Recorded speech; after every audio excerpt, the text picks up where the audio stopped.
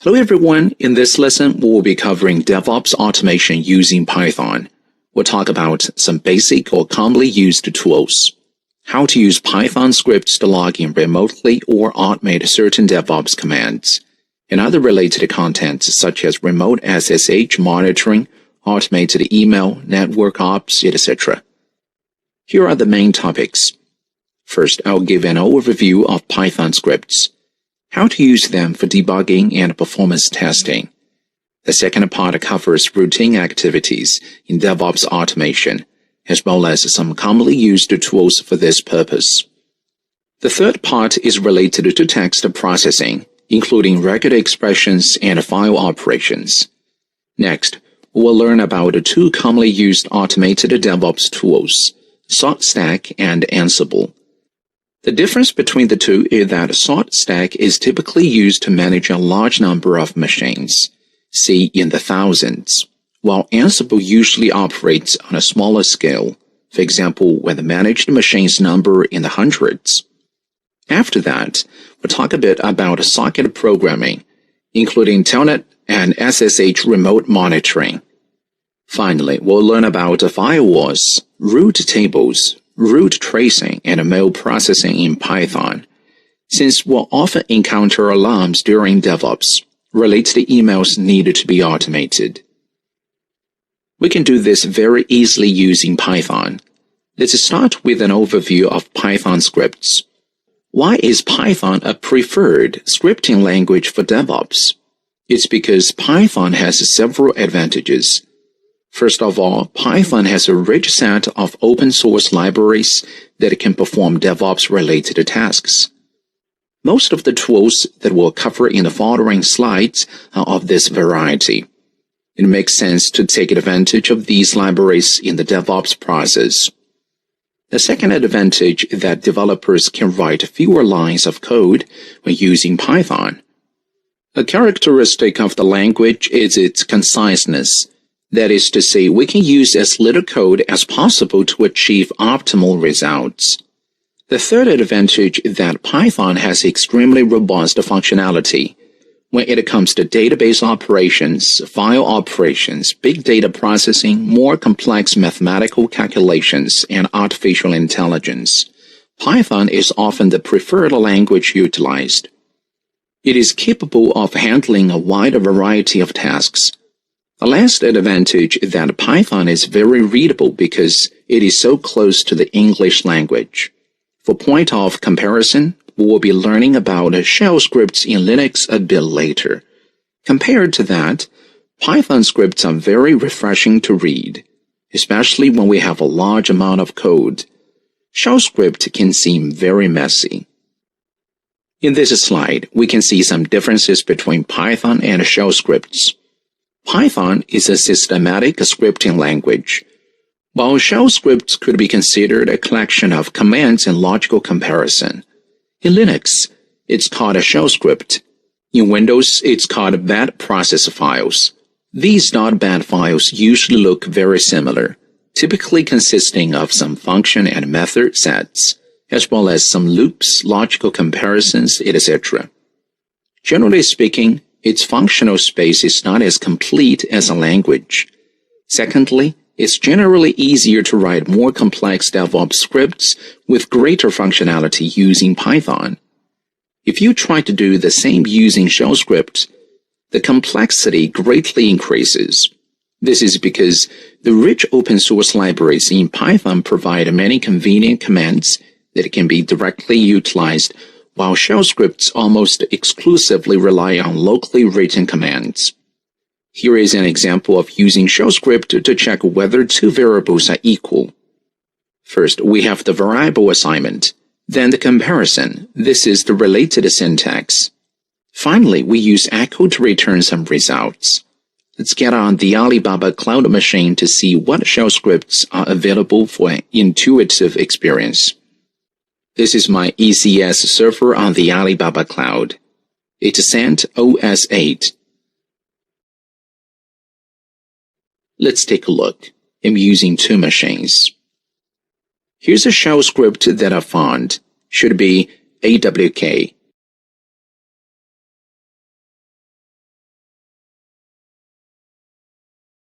Let me show it on the display. This is the first method, which sets a path and exports some command. The next method essentially packages the functionality of this Gawk shell command and exports it. Compared with the Python script that we've learned before, we can see that it's far less readable. This is the intuitive experience. Going back to the slides, let's talk about using Python scripts for debugging and performance testing. What is debugging? Well, it is the process of finding problems or bugs in the code and fixing them. Oftentimes, when problems occur, we require the code to provide some related information so that we can go about pinpointing the problem. There are several ways to do this in Python. One commonly used is print parentheses, which prints out some variable. This is relatively simple and convenient, but not very standardized. There is also logging, which is an open source library. It is more standardized and can be outputted. Scripts or programs generally using logging to output to log files. Here's the display format of the logger that I wrote. It outputs the time, which program, which line, what was the error, etc. The third is PDB. This is typically used when we are close to the vicinity of the bug and start a single step through the code. The fourth is the debugger function provided by the IDE development environment. PDB debugger we will talk about later with a related demo. Let's first take a look at a logging script that I wrote and get a feel for it. This is the logger that I wrote. We mentioned that Python has an open source library for logging, which we can encapsulate. For example, in my class, the log is divided into 5 levels: debug, info, warning, error, and critical error. When we initialize, the default level can be set, and the output format defined as such. For time, the format can be year, month, date, hour, minute, and second. There is some fixed information to be outputted. Here we are outputting to a log file with the default level set to debug. After that, I output some other information for testing purposes. Here, we can configure the code to output to different files at set time intervals. For example, today's info gets outputted to a file with today's date, and tomorrow is a new log file. This way, when we put log into standard DevOps scripts, it gets automatically outputted to different files. If we find out an error occurred on a particular day, we can simply look at the log for that day first. Back to the slides, let's talk about exception handling. An exception is a serious problem that occurs when a program is running. When the program encounters the problem, it will exit, which is a situation we don't want to see. With exceptions, the general approach is to catch and handle it so the program won't stop running. This is obviously a preferred outcome to the program crashing or exiting. The screenshot here illustrates an example. It is a relatively simple case, division by 0, which will cause an exception. If we don't catch and handle the exception, the program will exit. When we catch it using try, the program can continue to run. Let's take a look at the difference in the result of the execution in terms of the program crashing at the point of exception or continuing to run when we catch and handle it. This is a division function. Normally, when there are no exceptions, we would execute 5 divided by 2 and then the following line. The next part illustrates the code running into a problematic point, and we have not done exception handling. Here it will encounter the exception, and as I've said before, the program will crash and exist without completing the execution. Let's see the effects with the demo.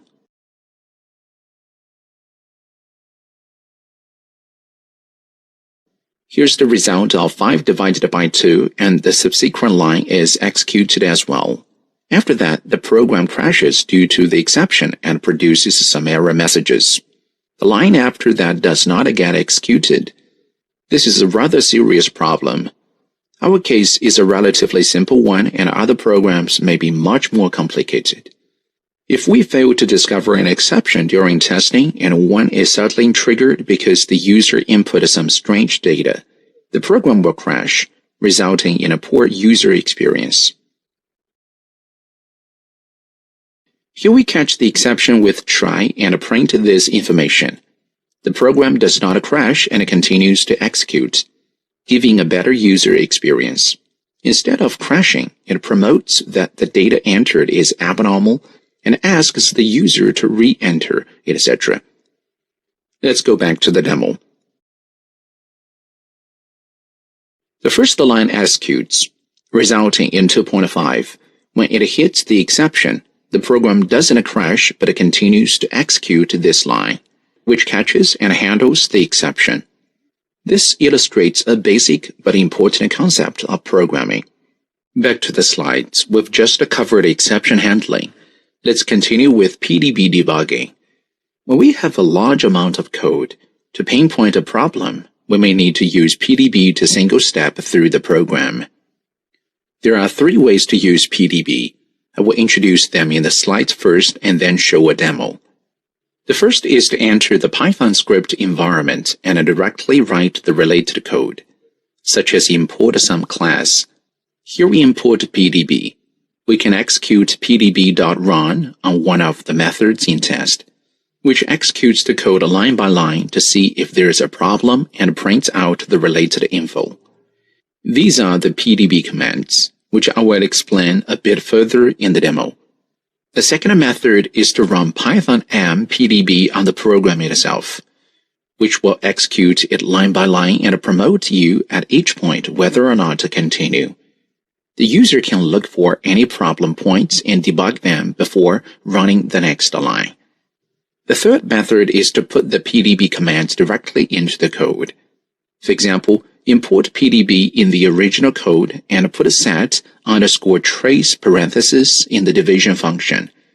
When the function gets called, it gives a reminder that we've entered PDB debugging and will need to enter continue to execute the next line. Those are the 3 debugging methods. Let's take a look at the effects in detail. I put the relevant PDB code here. Let's do some debugging. With method 1, first enter the script environment, then import our text program.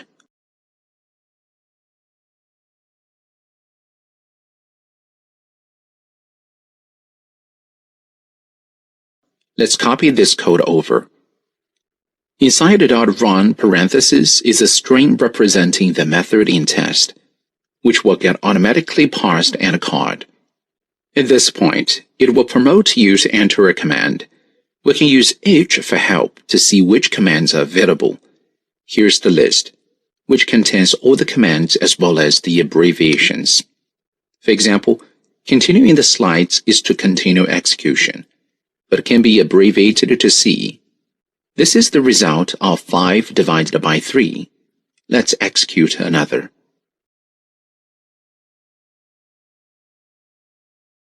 Here we can catch and handle the exception, which returns the string that we specified.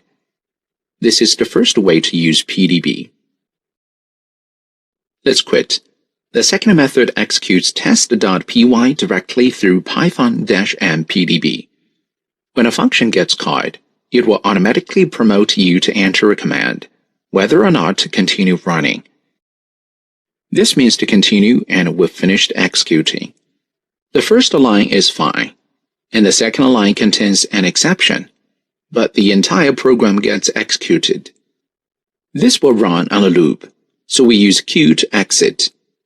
For the third method, let's try adding pdb.set_trace parenthesis in the script and execute it.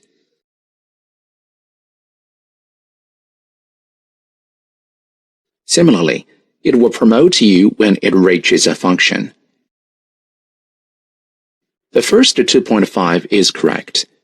The second line triggers a division by 0, so it outputs the relevant error message.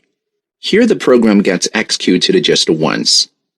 That's a demo of the 3 ways PDB can be used. Back to the slides. Another way to debug is to use crash tracing or essentially path tracing. When problems occur during execution, this will keep track of the specific line and the libraries that were called, then print out all the relevant information. Let's run another demo.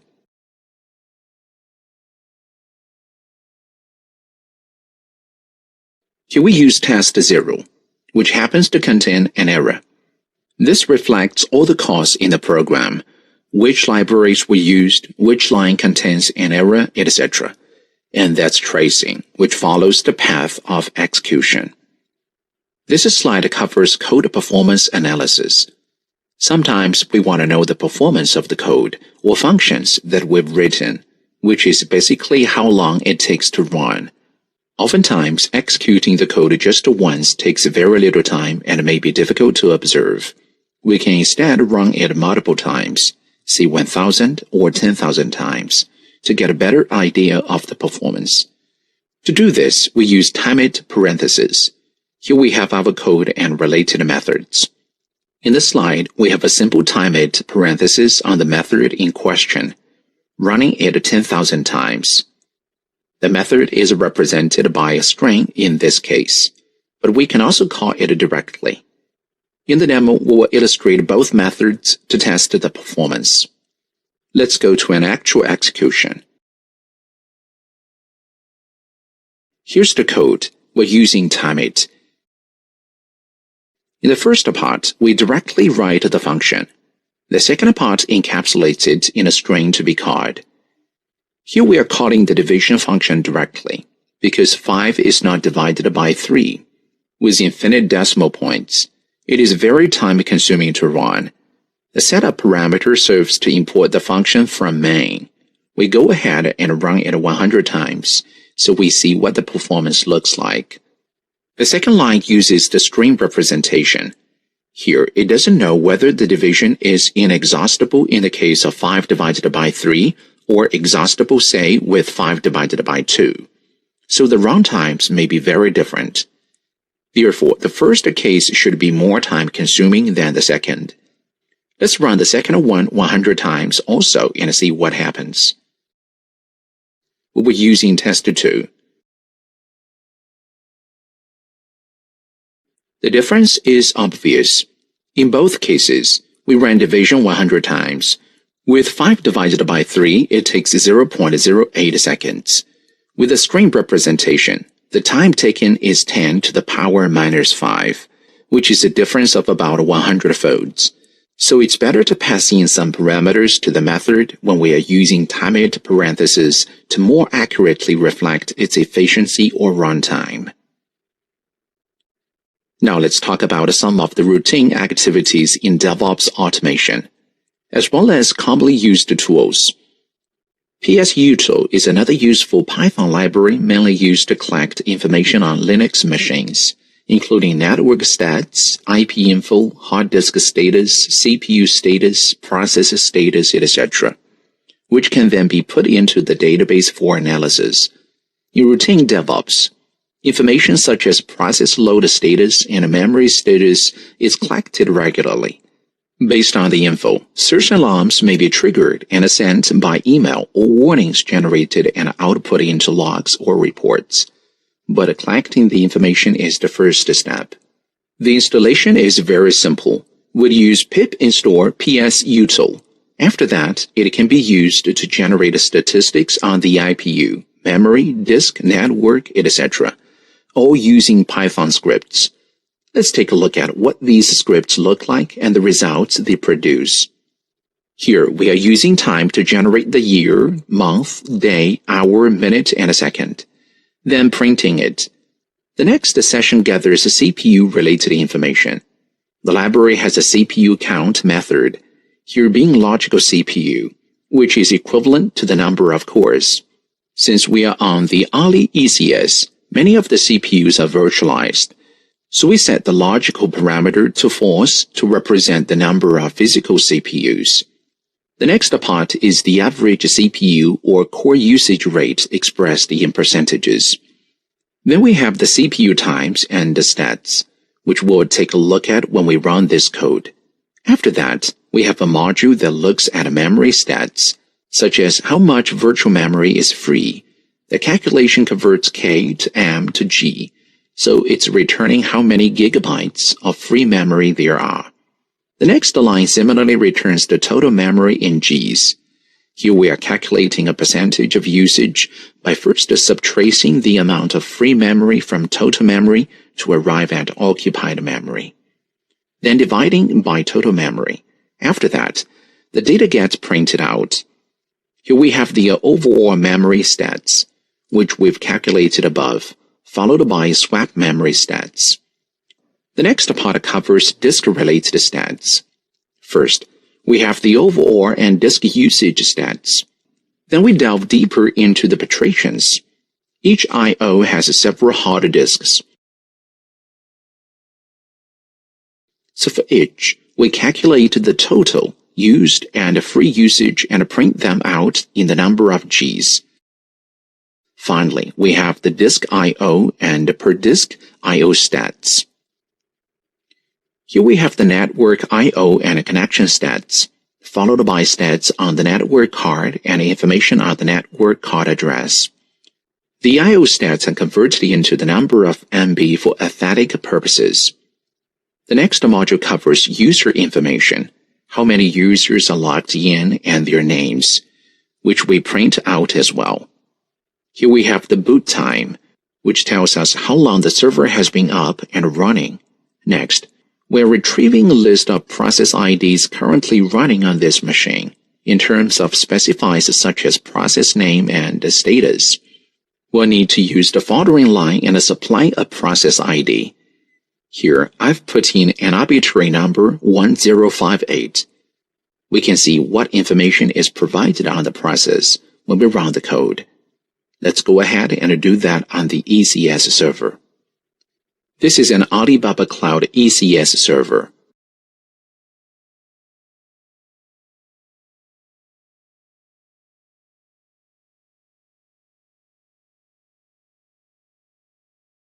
Let's upload the code and run it.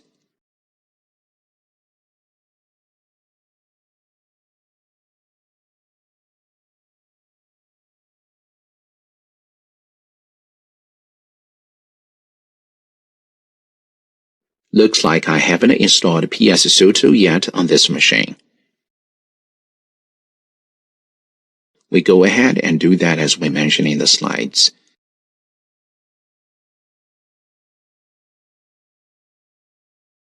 Then run the code and see what it produces. First, we have the date and time information. Then comes the CPU info. We can see there are 2 logical CPUs or 2 cores, and 1 physical CPU. The usage rate is very low. In fact, close to 0. Here we can see stats on user time, system time, idle time, I/O wait time, etc. Then we have the CPU status info, including the number of CPU cores switches, number of interrupts, number of soft interrupts, etc. In terms of memory, we see the total memory is 7.4 G with this much free and a usage rate of 9%. Next is virtual memory stats, total and available, with a usage rate of 5.9%. These 2 sets of stats are a bit different. Perhaps they were calculated using different methods. Here we have the swap method stats. For disks, it's showing that there is 1 hard disk Vidal 1 mounted under the root directory on our cloud server with this file system type. Here is its size. How much is free with the usage rate of 7%. It should be 40 G based on the code, but maybe it's calculated differently. We can try to print out O.total as well and see where the difference occurs.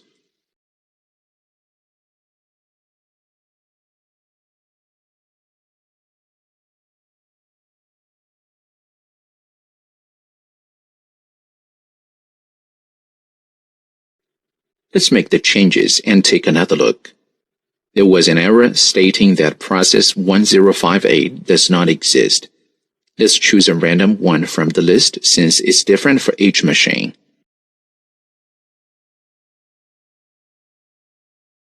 we go with 1558. Write it in the code and upload the file.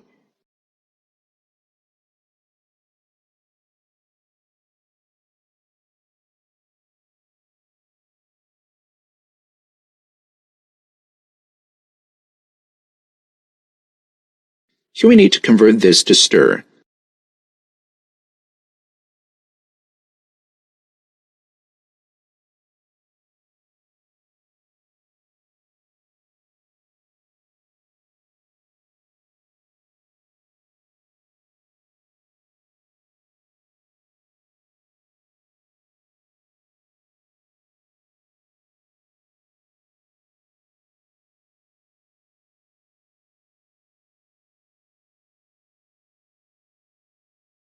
Let's run the code again and go back to the disk section here.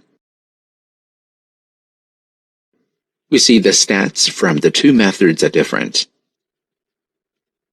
That is to say, the stats obtained by disk_usage parentheses here is different from the partition stats here.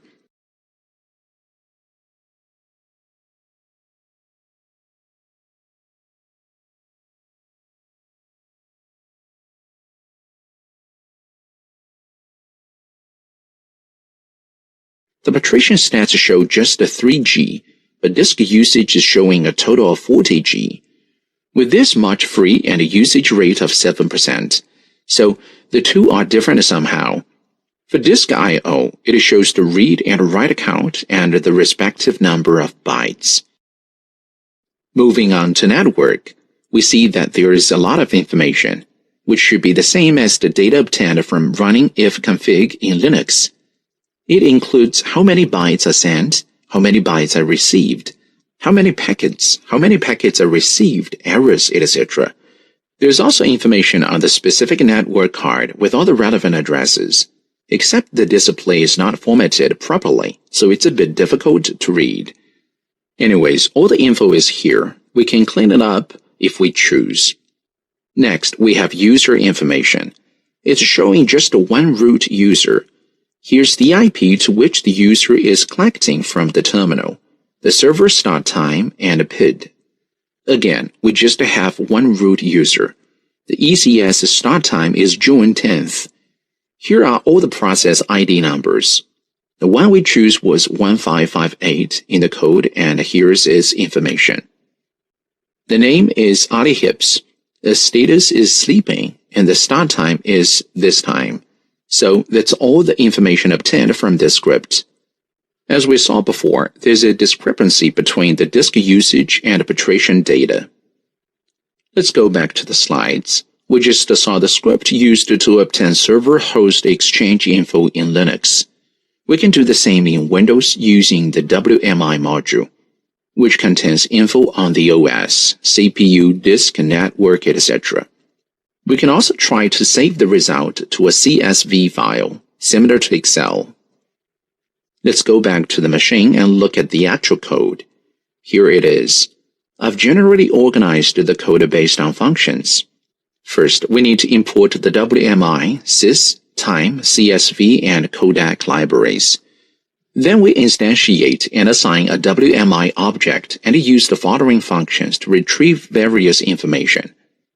For example, the first function retrieves and points out the system-related information including the OS version, the system build number, the OS architecture, and the number of processes. There are many such methods. Here I'm getting the OS type and manufacturer. The next part looks at the number of the processor and the memory capacity.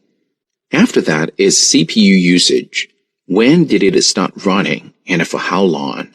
Here, I'm storing info on process impact on CPU usage in a CSV file. The script will run continuously storing CPU usage info in this file. In practice, if some abnormality occurs, say CPU usage becomes too high, an alarm will be generated. Next is information related to the network card. First, access the network card and retrieve info on the MAC address, model, and name. Then check to see if there is an IP address. If so, the corresponding address and the net mask are obtained. If not, As in the case of virtual network cards, just leave them empty. For disk, we retrieve the logical disks. See how many there are and what their usages look like. Finally, I can each function and display the results with a separator. Let's run the code and see what it produces.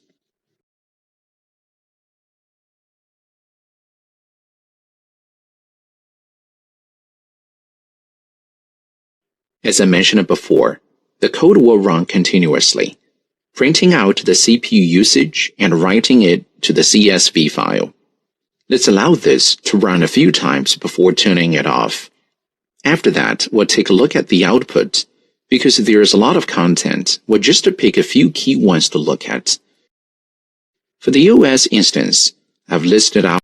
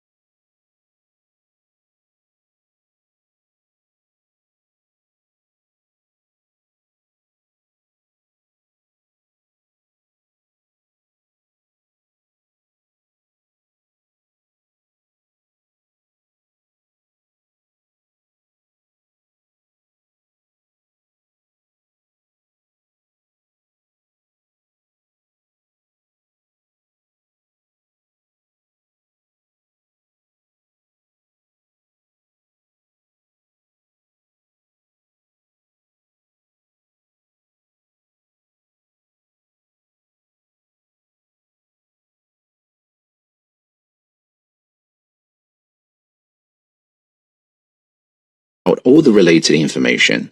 There's quite a lot, but the ones relevant to us are at the bottom. Here's the OS version, which is the 2019 data center version of Microsoft's Windows Server. The build number is this. The architecture is 64-bit. The number of possible processes is now 120. The type is Alibaba Cloud ECS. The manufacturer is Alibaba Cloud. The CPU architecture is Intel Xeon Platinum. The specific processor is 64-bit. The architecture is 9 of the Intel 64 family. And that's the complete set of info on the CPU. Here it's showing there's about 8 GB of memory. For disk, there is assigned the complete set of related data. We see the bytes per sector is 512. The model is Red Hat SCSI disk device. Here is the signature. The size is about 40 GB. The status is OK, etc. The next part is the network information. Here are the IP and the MAC addresses, which are significant. There might be only one network card on this machine because it is on the ECS server.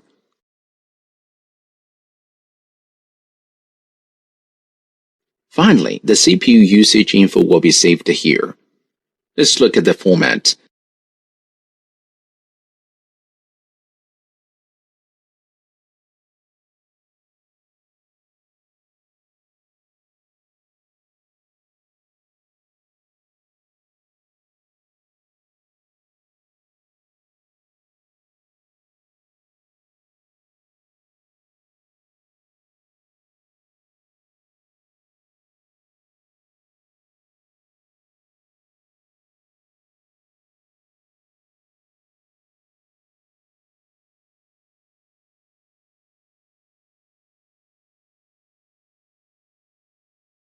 It should be cumulative.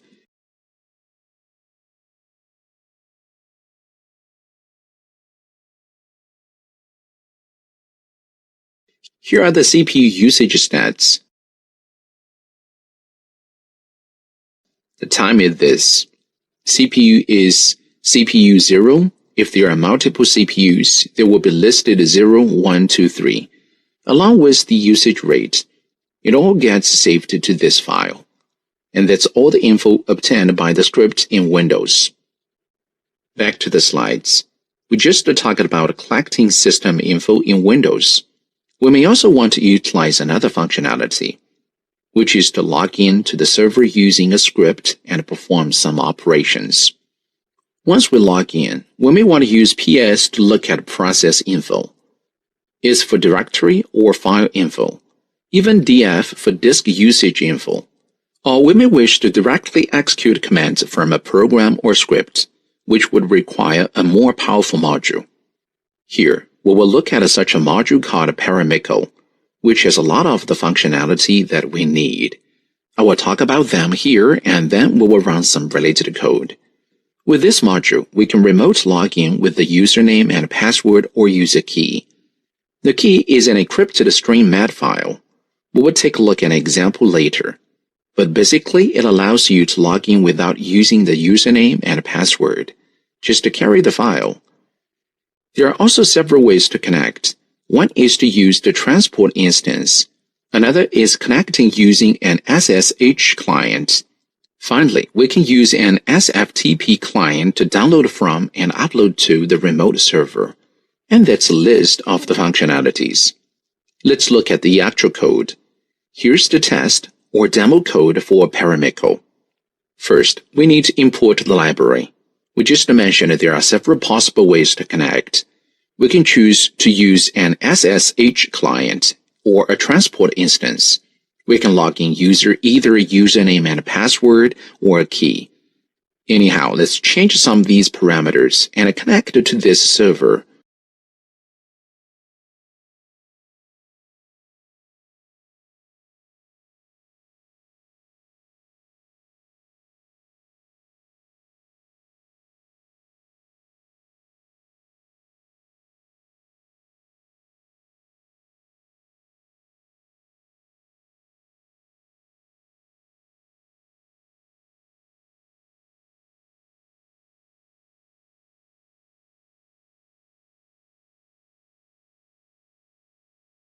The username of the server is, the password is.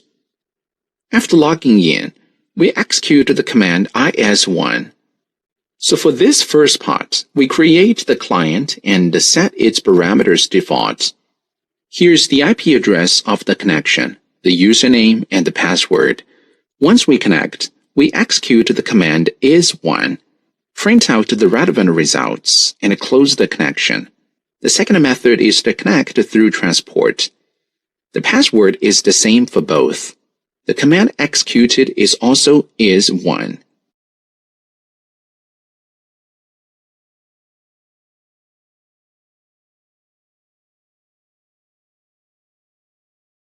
We printed out the results, close the connection, and we are done. Those were two ways to log in using username and password. Now we do so using a key.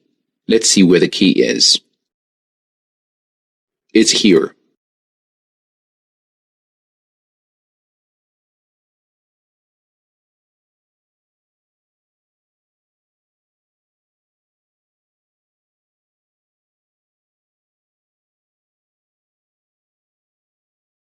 Let's format it like this. We then create a client and set the policy.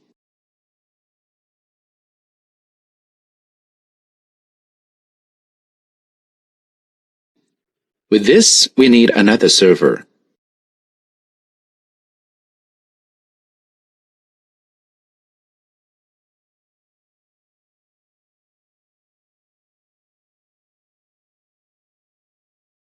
The username is root and the P key is private, and we should be logged on. After that, the way to interact is by entering command, which is passed on to the other end. The result is outputted and printed out, and the connection is closed. We've just seen how to connect using two types of clients.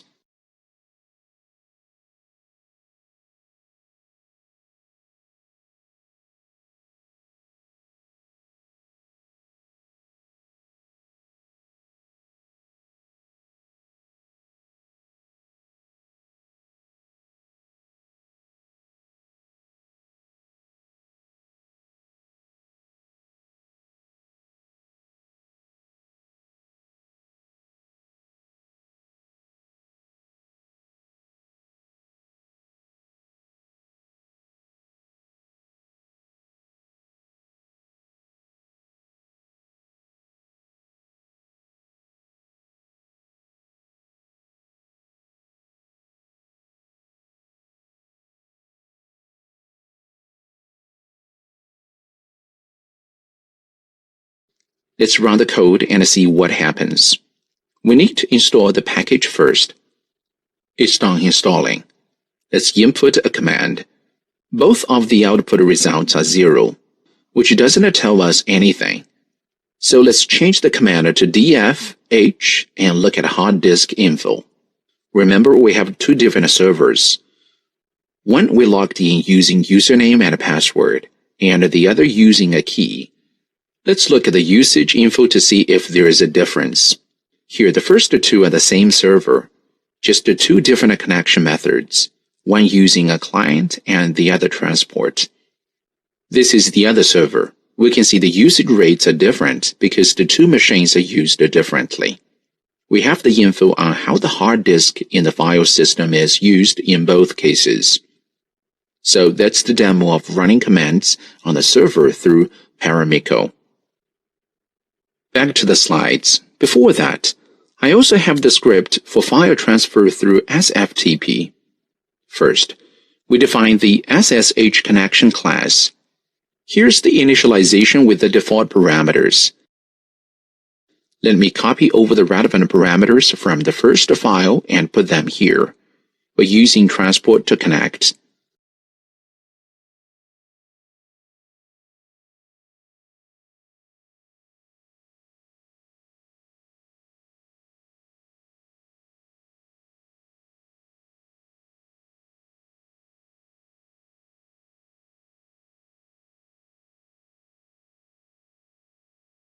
Once connected, we're mainly doing an upload and a download in the run method. We're uploading a local file CPU info to the code directory.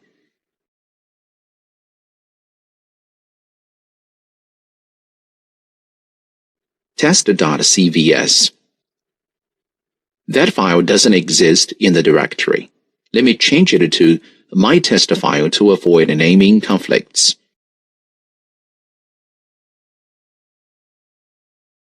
Let's see if there is a file called a test file.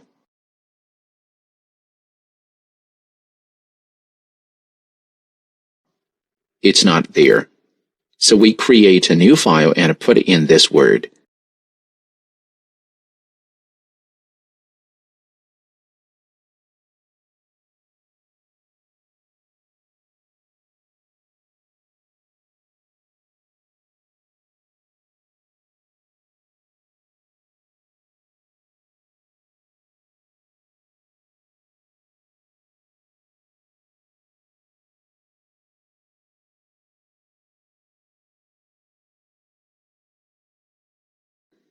Let's take a look again.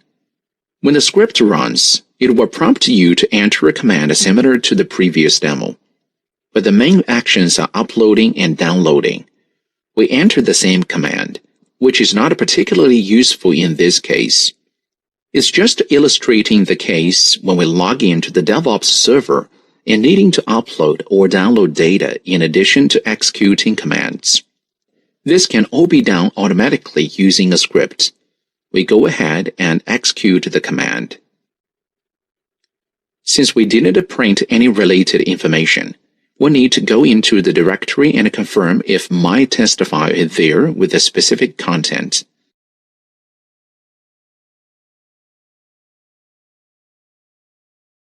Hello world. Hi. There it is. So the download was successful. What about the upload? There should be a file with CPU-related info. Let's refresh and we can see the info from before. That shows the script works for both upload and download through SFTP, which is particularly useful.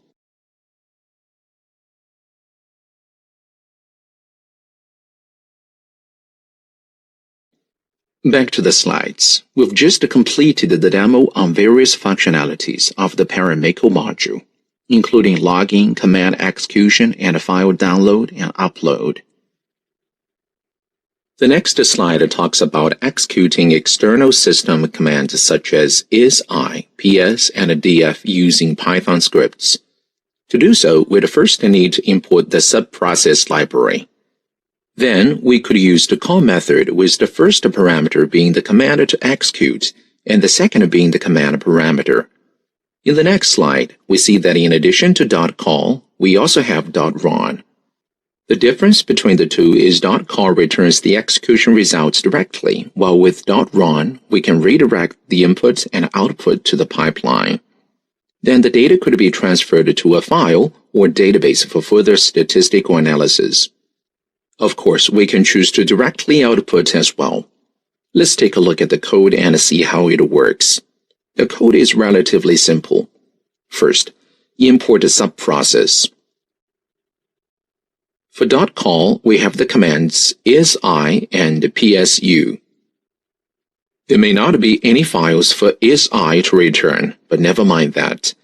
Next is .run, which directs the input and output to the pipeline. Finally, we print the results.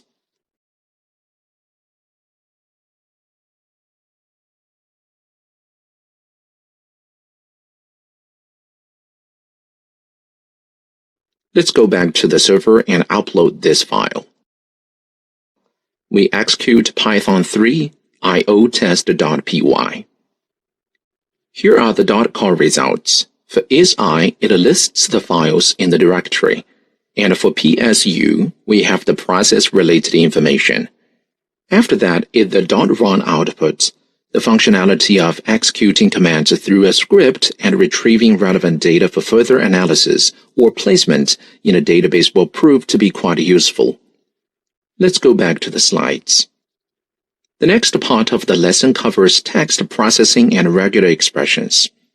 Text processing is quite useful in daily DevOps work since oftentimes data in our logs and output are not in a format we wish to present or store, so we need to process the text first. For simple cases, we can just use various string functions. For more complicated ones, we'll need to use regular expressions. Let's take a look at both. For example, say we need to replace all the punctuation marks in a string. Punctuation marks include commas, periods, and question marks, and we wish to replace them with some other symbols. One way to do this is to put the symbols you wish to replace into a list and change them one by one. This is quite simple but useful. Another basic case may be that we wish to replace certain words in a string or delete some words or spaces from it. Let's take a look at some code and see how this can be done. Here we have the target string, in which we want to replace the periods, commas, exclamation marks, and question marks. How do we do that? Well, we first put the symbols to be replaced in a list, then create another list with the corresponding replacement symbols.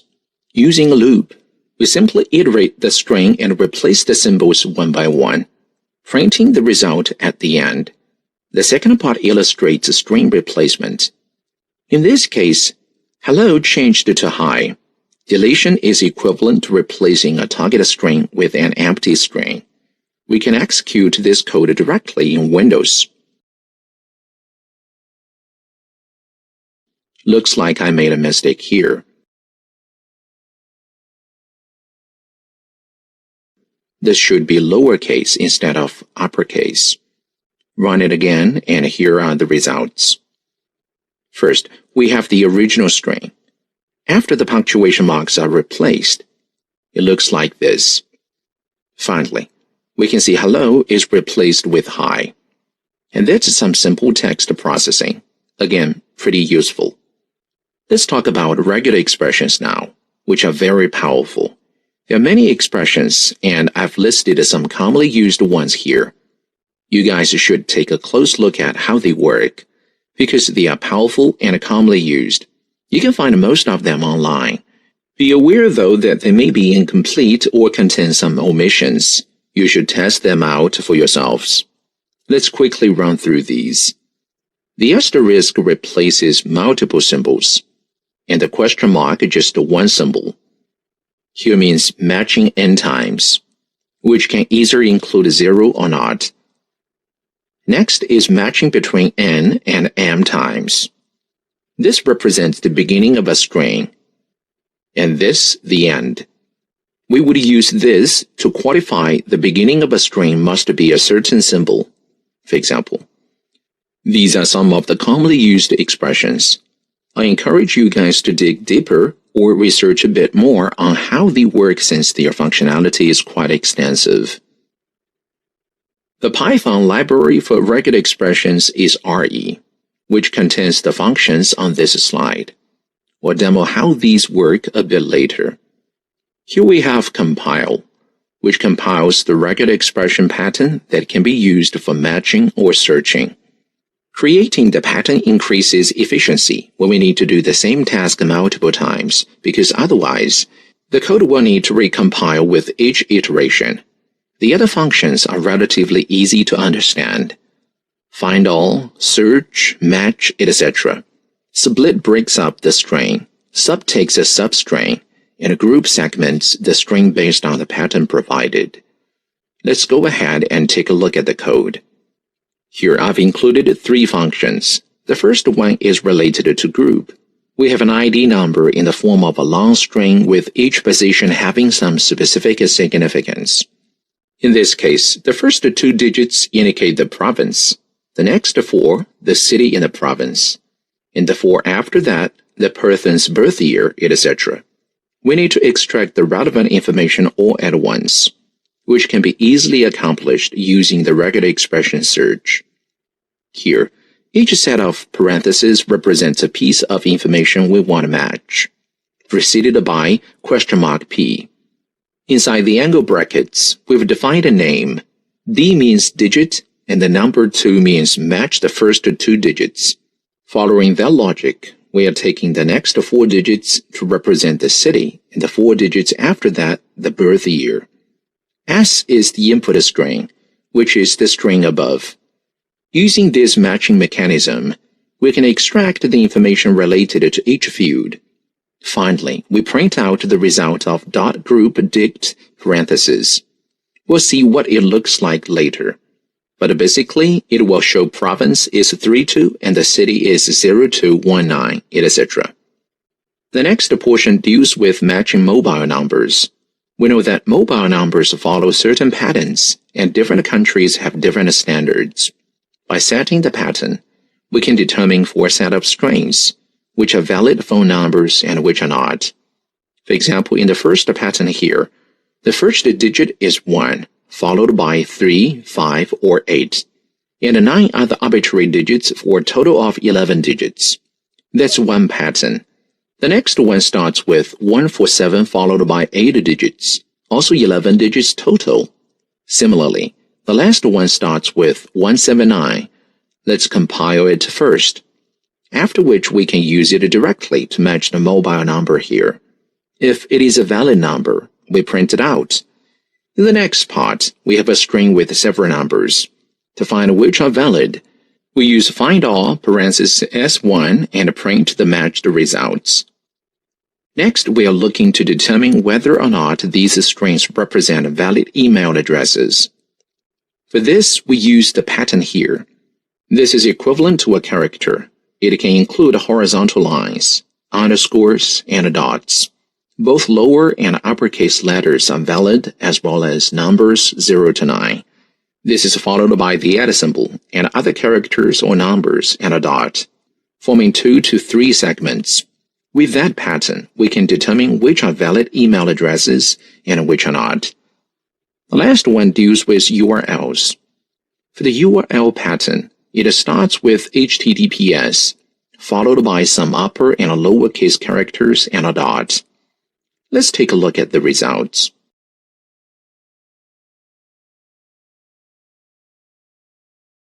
First, we have the ID number match.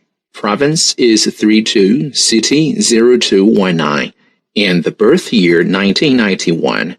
Then we have the mobile number match. The first 183 is a valid mobile number according to our pattern. Within the string, only 183 and 138 are valid numbers. The others were not a match. For email, we see the first 2 are a match and the last one is not.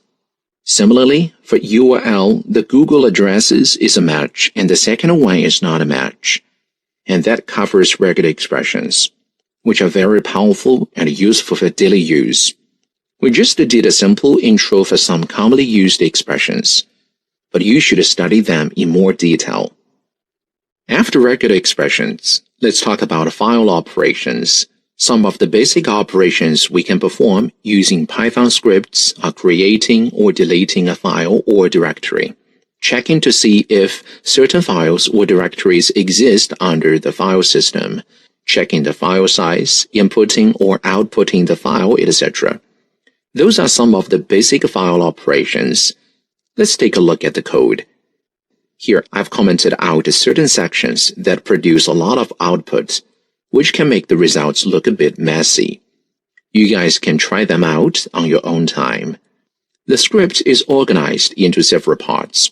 The first is OS related, looking at the name of the operating system, the line separator, the text separator, and the environment variables. Some of the environment variables are quite useful, and you can try to configure them yourselves.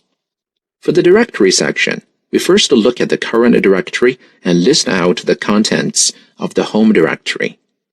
After that, we make some determinations, such as whether this directory exists and whether or not it is a directory. We can check its absolute path, split the tag, and retrieve the base name and directory name. Walk takes a directory name and a file name, then traverses each path that it can reach the file and print out the results. The next few functions you guys can try out on your own. These include changing permissions on a file or directory, checking access permissions, rename, get the size, check whether the target is a file, etc. Let's go back to Linux. There were some minor issues with the code before. I've made the changes, so let's return it. Just to let you know the errors. One was an extra T in split text. The other was item in walk followed by a colon. Back to the output, we can see the OS is P06. The line separator should be carried to return, and the text separator is a slash. There are many environment variables. You can check for yourselves which ones are useful and even configure some of them. For directories, we see that we are currently in a home code directory. Lister shows that under home, there is just one code directory. The next section shows that the directory provided does exist, and it is indeed a directory. Then it shows the absolute path of the file. Split text separates the file extension from the rest of the directory and a file string. Here's the base name, which is just the file name and extension. After that is the directory name. os.walk looks at the path from home to code and lists the files along the path, akin to a traversal of sorts. That's all we have on file operations.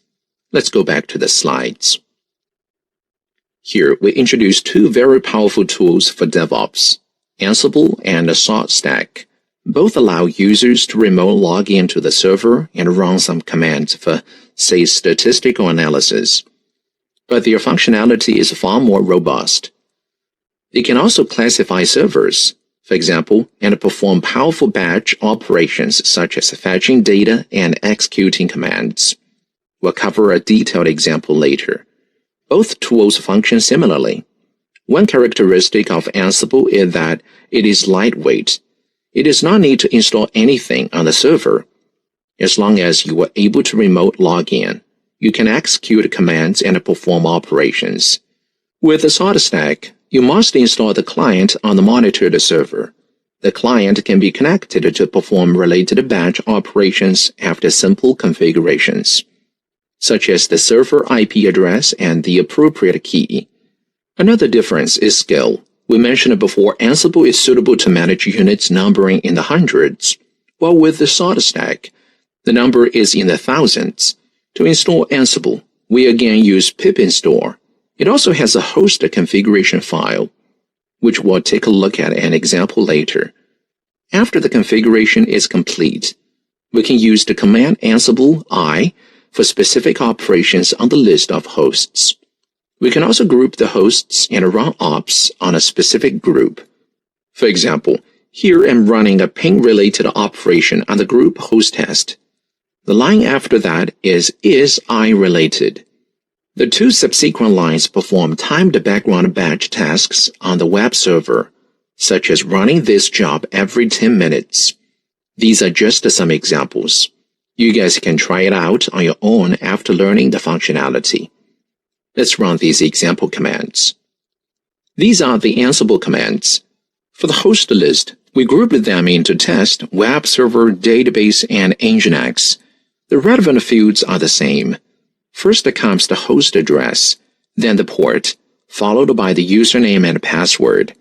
If you wish, you can assign it in a different name.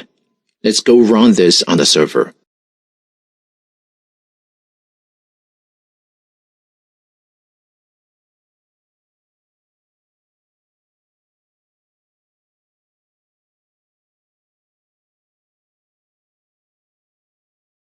We go ahead and switch to the server and upload the file.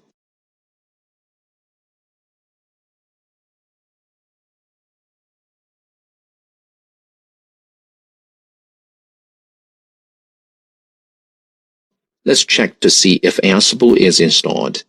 It is. Let's execute the relevant commands, such as ping. Take a look at the results. This pinged 2 hosts. The first server is the one above. The second is this machine. So the ping was successful. Moving on to the second command, which is I on each host. There shouldn't be anything there since the home directory is empty. Looks like we need to install this SSH pass before we can remote log in.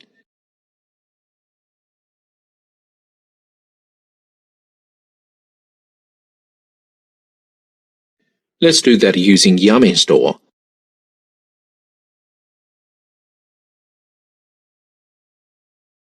After installation, the 2 machines are connected. As expected, when we run I, we don't see anything. Let's change it to DFH to view the disk-related info. That's the info on this machine, followed by info on the server above. So that's some basic Ansible operations. Once you guys master these functions, I encourage you to study more powerful functionalities such as Playbook. For saltstack, I did not prepare a code demo. As mentioned before, we first need to install saltstack master, then a client on the monitored server. This is the installation command. Specifically, we install saltmania on the client side and saltmaster on the server side. Both contain a configuration file, in which we need to set the appropriate IP address and key. Once it's started, the connection will be automatic. After that, we set them as system services, which can then be launched using these commands. To auto-launch the services, we need to run the enable command first. Once launched, we can execute the commands by passing them as a string parameter to salt. We can perform operations such as transfer files, etc. You guys can try this out on your own machine.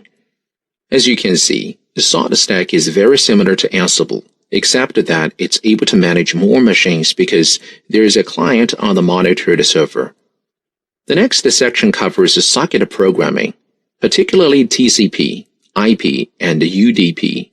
We'll illustrate TCP and UDP by using examples of sending messages, which will give you a good view of socket programming. Let's go back to the machine to take a look at the related code.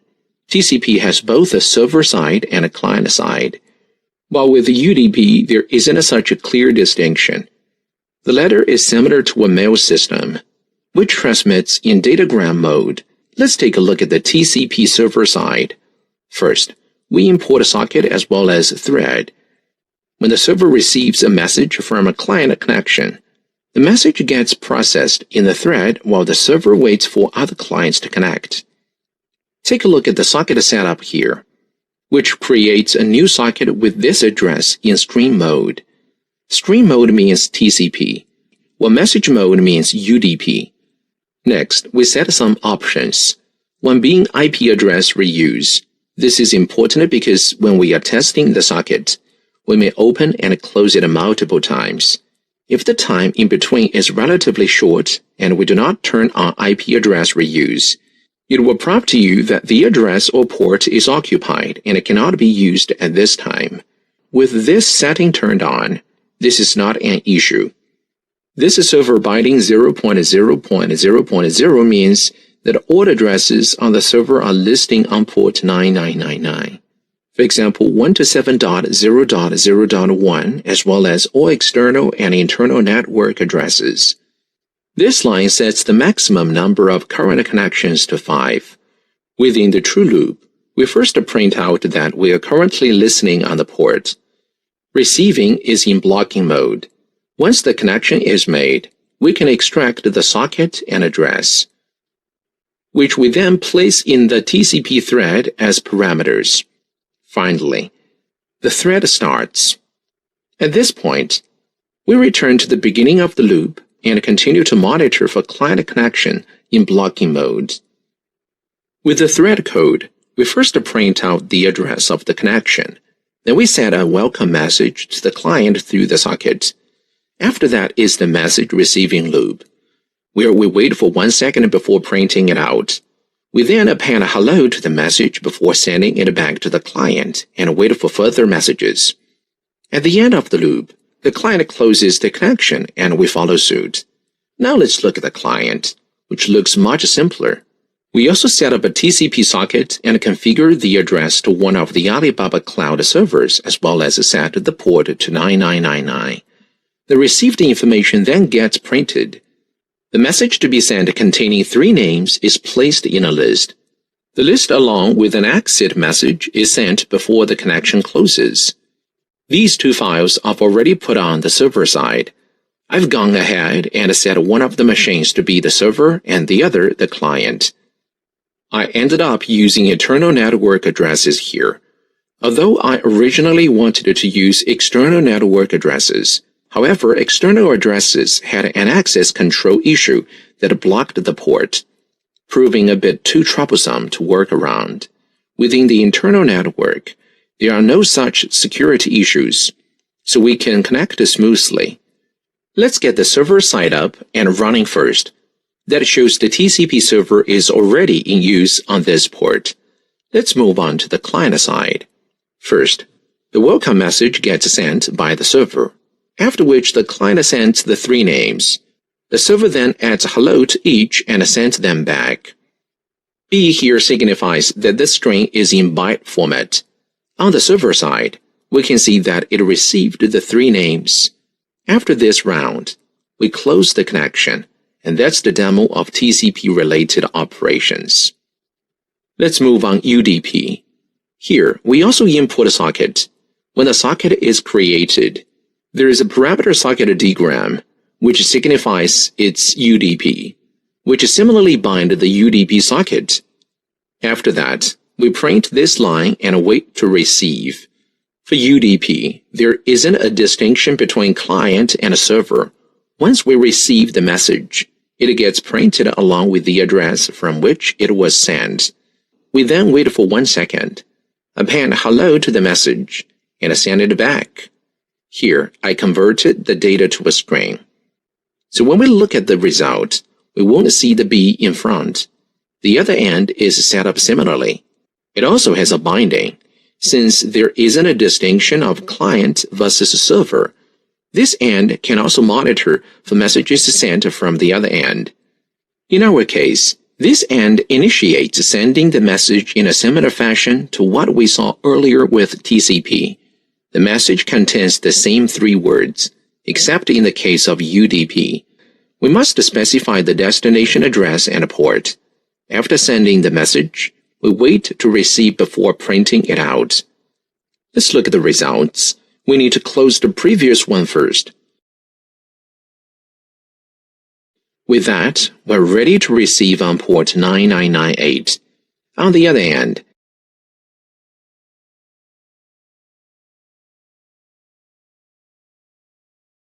the port is 9997. There it is. Notice again the B is gone, since we did a format conversion. On the other end, we didn't do the conversion, so the designation is still there, meaning that it was transmitted in binary format. So that's all for TCP and UDP. Let's go back to the slides. Here we have firewall, routing table, and route tracing related operations. For these, we use a subprocess to call the corresponding system commands such as route or IP tables. Trace uses this command. Let's go straight to the code. Here we are printing the route. We can also add or delete. For commands related to route, you can check help to understand further. In terms of firewall, we're printing the IP tables as a list. You can also add to it with the corresponding command. Here, it's saying that TCP connections on ports 22 and 80 are accepted. Let's run this code. We don't have subprocess installed yet, so go ahead and do that with yum install. The code earlier was missing and S is subprocess. I've added that, and let's take a look. Here's the route section. One is default and the other is the internal route of the Alibaba Cloud server. The firewall section is empty, probably because Ali ECS has a standard peripheral firewall. So internally, there are no IP tables. If we wish to add one, we could do so using these commands. Again, there is a missing S here, and that's IP tables and routes. For trace route, we can use the package in Scapy. The access domain is Baidu, and the target domain split is blank. We use this particular port. For the trace route parameters, we add the domain, port, and the number of retires. This creates a graph of the route, which we'll take a look at later. It will then sleep for 1 second before continuing processing. Let's go run this.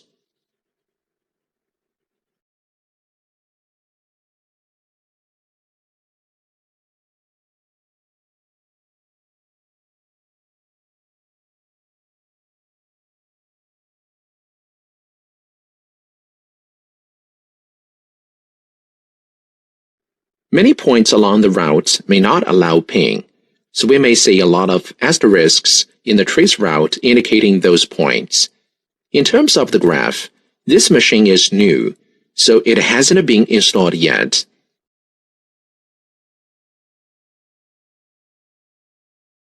To install the graphics library, we need to use both yum install and pip3.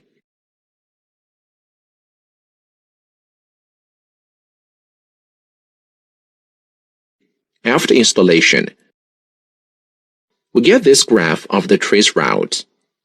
We can see the graph is very informative and easy to read. So that's trace route. Let's go back to the slide. We've covered everything on firewall, routing table, and trace route. The last topic should be mail processing. Python can be used to set up auto email send and receive. We can break this down into 2 steps. The first is to log into a public email domain, which could be POP3 or IMAP. Nowadays, for security purposes, we must first configure the email account to receive external connections. The email provider will give you a one-time key akin to a password, which you will need for access. The corresponding Python library is divided into 3 modules. One is email, which is for parsing the email and the SMTP protocol. poplib and IMAPlib are for receiving emails. Of the two, CIS not often used now while we see IMAP a lot more. SMTP is for sending emails, which is used universally. Let's take a look at the code. This is a sample Python code for sending and receiving emails. It looks like a lot of content, so let's focus on the useful ones. We start by importing the email parser, header decoder, URLs, etc. Base 64 is mainly used for encoding and decoding attachments. The next one deals with text transfer, and the one after getting the date and time. Finally, we're not using POP3, but IMAP, and we have SMTP as well to send emails. Let's go straight to the bottom, where we send and receive an email. Here's the function for sending. The first parameter is the form address using QQmail. The second is the receiving address, followed by the subject and the key from the sender account.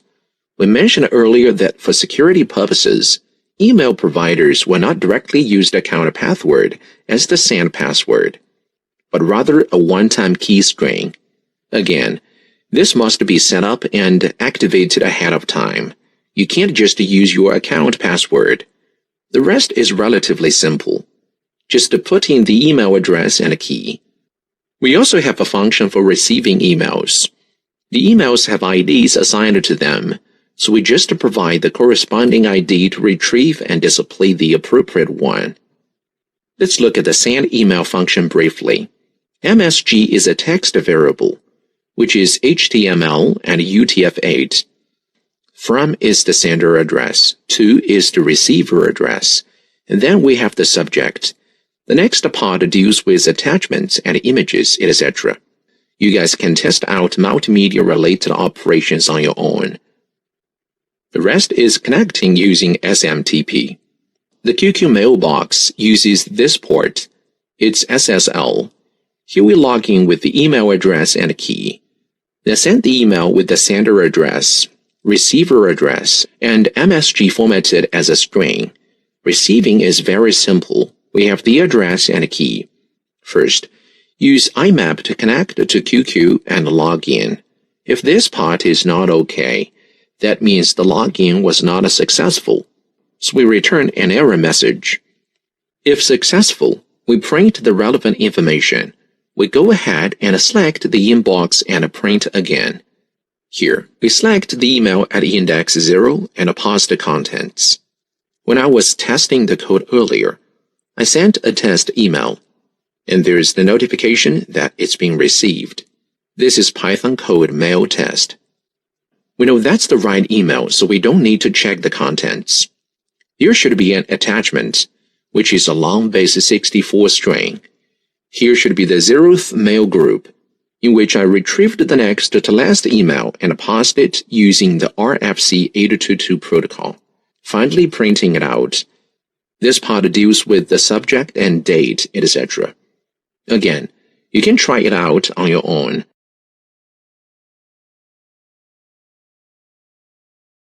Let's run this. I ran this before, but let's do it again to send the email. Scrolling up, we see the email was sent without any prompts. The email received a notification we just saw was from when I ran the test earlier. We'll also receive one after this, but we don't need to worry about that. For receiving emails, we see the login was successful and we were able to get into the inbox. The next to last email was sent from this address. Here's what the attachment looks like. Quite a lot of content. It looks like we parsed the last 2 emails. Here's the other one. Below is the attachment of second email, which is even longer. The content is text in UTF-8 charset.